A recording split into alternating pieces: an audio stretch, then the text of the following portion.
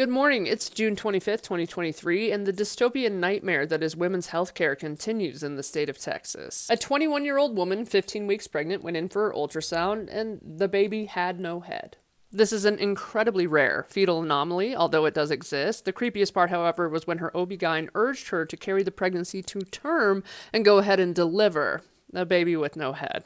The patient reported that she was in a fair amount of distress prior to going into the ultrasound. She had hypertension, she had elevated liver enzymes, and compromised kidney function.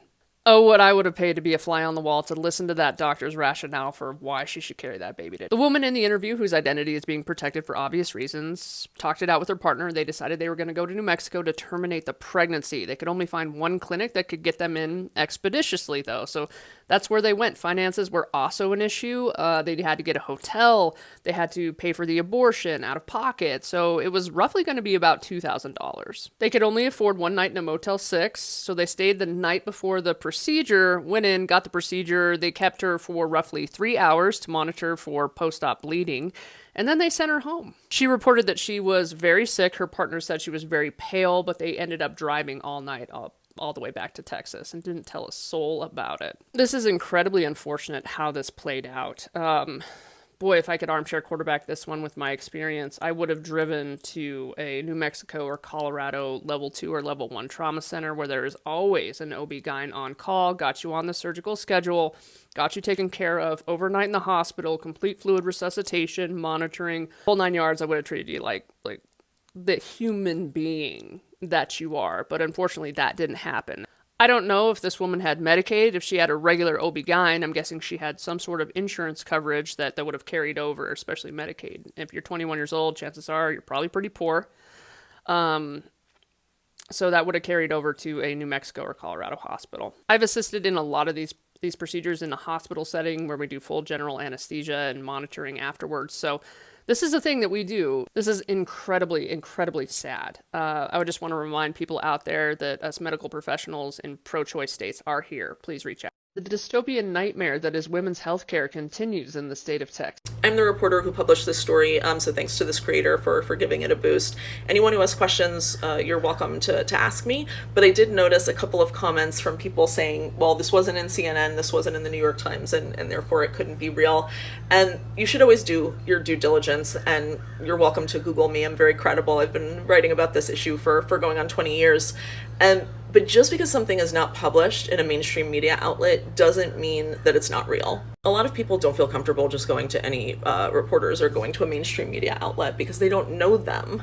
I'm someone who's been writing about this for a long time, and that's why I tend to get people sharing their stories with me, because they know that I'm coming at it from a pro-choice point of view, because they want their story treated in a particular way, and I do that. And the truth is, for every story like this, there are hundreds more that you're not hearing, I promise you. A woman in Massachusetts had to have her fallopian tube removed because a crisis pregnancy center told her that her ectopic pregnancy was actually like a healthy, viable pregnancy. Completely, she could have died. She could have died. They completely put her life at risk. Thankfully, she's okay enough to sue them, but she lost her fallopian tube. If they would have properly diagnosed her, that wouldn't have had to happen. And it's such a good reminder that this sort of thing doesn't just happen in anti-choice states. Like, crisis pregnancy centers are everywhere. And in certain areas, especially in rural areas, they may be the only place that is giving out like a free ultrasound or a free pregnancy test, and that makes them especially dangerous. And this is why pro-choice states are working so hard to pass laws that defund these places, that stop them from lying in their advertising. But they're everywhere, and they're so incredibly dangerous, and they're not real clinics. And I wish more people understood that, because they are trying to pass themselves off as if they are a real health clinic. I have more information about this. I'm going to publish it in my newsletter tonight, but please make sure you're spreading the word about these places, because they're so dangerous. When you hear anti-abortion Republicans talking about increasing options for adoption, that's not a good thing. I need people to I don't think people realize that that's not a good thing. It's actively bad. If you don't know me, if you don't know my work, I publish a newsletter every day on abortion. I am researching and tracking this stuff constantly, including anti-choice strategy. And one of the things I've noticed over the last few months is that Republicans are hyper-focused on adoption as a solution for the harm that they're causing by abortion bans. And one of the things they're doing 3 things. And all of these things taken together mean instead of helping women and families, they are pressuring people to give up their kids and basically directing them into evangelical Christian homes. So, for real. So the first thing they're doing is they are streamlining the adoption process. They are making it easier to terminate people's parental rights. Live in New York. It's going to be loud here always. So in a place like Tennessee, for example, where it used to be you had to meet up with a judge in person, maybe a social worker, before you could terminate your parental rights, now they can do that over Zoom. So they're trying to make it really, really easy to terminate your parental rights. And we also know whose parental rights they're going to go after, and it's not going to be like well-off white women's, right? The second thing they're doing is they're massively increasing taxpayer funding to crisis pregnancy centers. These centers are places that have established relationships with evangelical Christian private adoption agencies. And so when like a vulnerable teenager who doesn't want to be pregnant goes in there, they will direct her to that agency, they will pressure her. And of course we know that they give out tremendous amount of misinformation, scare tactics are involved. And this leads to the third thing. Conservatives, and I uncovered like a strategy document where they are planning on doing this. They're planning on opening a national network of maternity homes. If you don't know what maternity homes are, look them up. It's not pretty. It is a place where they used to send off unmarried women, teenagers who got pregnant, to have them give birth in secret, pressure them to give up their babies. Not only do they want to open a national network of maternity homes, they want them to be run by crisis pregnancy centers. So imagine like the misinformation and scare tactics of a crisis pregnancy center, except you live there. And not only that, they have all these rules about living there, like you have to give up your phone, you have a curfew, you need to earn privileges to have a night out, and they're targeting the most vulnerable among us. They're targeting people who may not have a roof over their head unless they stayed in these places. And so you have all those things taken together, right? Crisis pregnancy centers shuttling people off to maternity homes. You have the ease of terminating parental rights. And so you have this situation where their solution to forcing people into pregnancy is basically putting them in this system where they're going to make it easier to take their kids away. And I need to make sure people are paying attention to this. That's what Republicans are talking about when they say they're going to increase options for adoption. So everyone is talking about the Supreme Court right now, as they should. But there's another state Supreme Court decision I want to make sure people know about in Indiana. They upheld the state's abortion ban, and the abortion ban is so cruel. And I say this as someone who writes about this issue every day. I see a lot of cruel abortion laws. This is a bad one. In addition to the general cruelty that all abortion bans have, and in addition to the way that they pretend to have exceptions for rape and incest victims, and they really don't, there's a particular mandate that is so shaming, and it shames women who are going through pregnancies that have been diagnosed with fatal fetal abnormalities. So there's an exception for women who have pregnancies with fatal fetal abnormalities that says you can get an abortion. But the process by which they are allowed to get that abortion is meant to shame them, like every step of the way. And so the big thing I want to talk about, and you can read all about the law in my newsletter, is there's this mandate that says doctors have to tell women who want to have abortions, well, we can provide hospice care for your baby, which on its own is a good thing. In these sorts of situations, you want to offer a full spectrum of care, and a full spectrum of care is perinatal hospice care, abortion as an option, talking to social workers, talking to nurses, right? Like really being, one doctor I spoke to, who's a maternal fetal medicine specialist, described it as holding someone through that process, like really making someone feel held through that process, because it's a terrible thing to go through. Instead of holding someone through that process, doctors are mandated to tell people about the perinatal hospice care, give them this brochure, and I linked to the brochure in my newsletter. It's really cruel. Like there's like baby footprints, and it has like that crisis pregnancy center vibe, right? Give them this brochure that explains all the wonderful things they can do to help them remember their baby, all of the kind things they're going to do for the baby once it's born, all the ways that they're going to be supported. If they decide to get an abortion, these women have to certify in writing I was told about these wonderful things and I don't want these. I don't want my baby to have all of these like kindnesses. I don't want to be supported in this way. It's really fucked up. It's like showing women who are going through the worst moment of their lives, this is, here's your wonderful option. Do you want to have the terrible option? I mean, it's really fucked up, and it's really shaming, and it's a way to try to pressure women into carrying pregnancies that are never going to result in a live baby. It's horrible.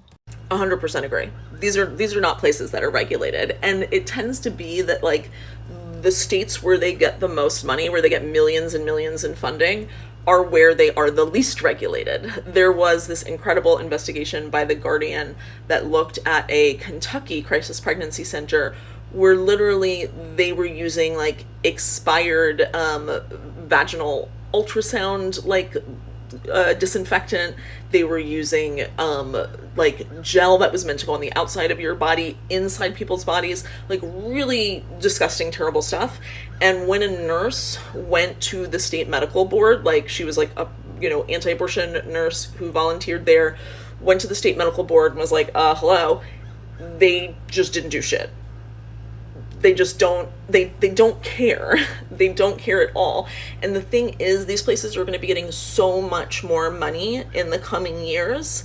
It's so important that we're paying attention to this. I've spent the last year writing about anti-abortion language and anti-abortion strategy, and I wanted to let folks know what the next big thing is, what is coming down the road. This is my column today. It is about the way that the anti-abortion movement is going to be, has already started, to pressure mainstream media outlets to stop using the word ban when describing their legislation. And the reason they're doing that is that bans themselves are incredibly, incredibly unpopular. Americans do not want abortion restricted. They don't want abortion banned.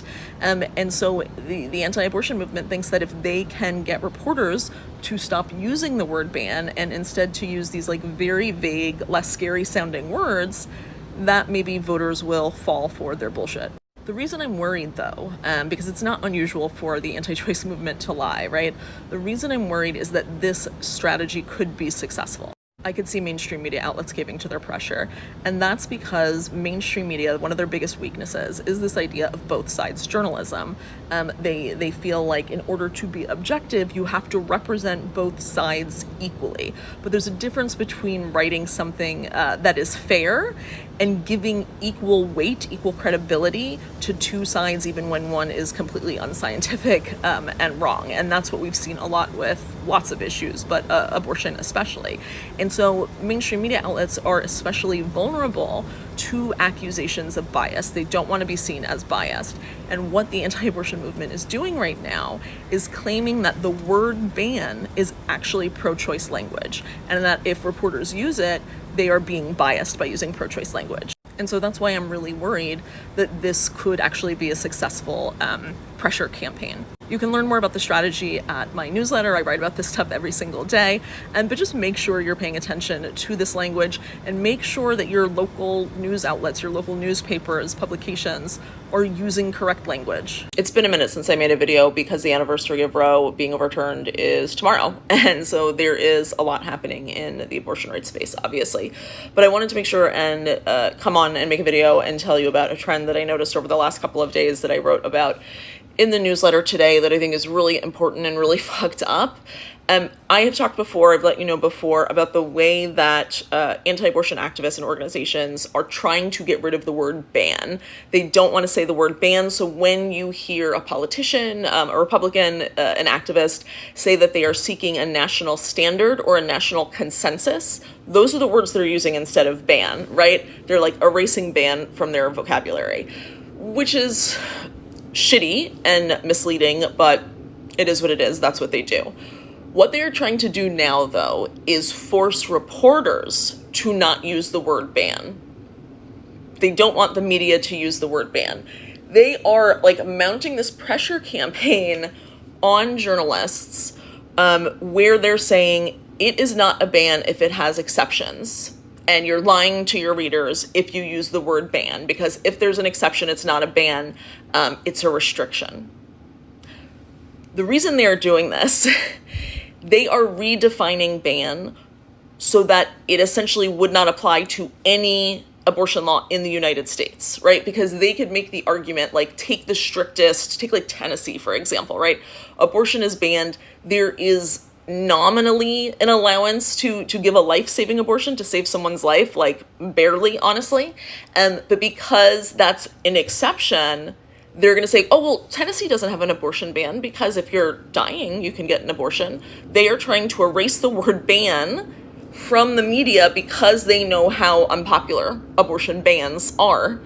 They know how unpopular they are, and so they're desperate to call them something else. National standard, national consensus, and now they're going to try to force reporters to use the word restriction, right? So if someone says to you, oh, there's an abortion restriction in Ohio, Nebraska, North Carolina, right? That sounds very different than the truth, which is that there's bans. So please be on the lookout for this. And if you see your local media participating in this and calling a ban a restriction, make sure to call them out. Make sure to call them out. It is super important.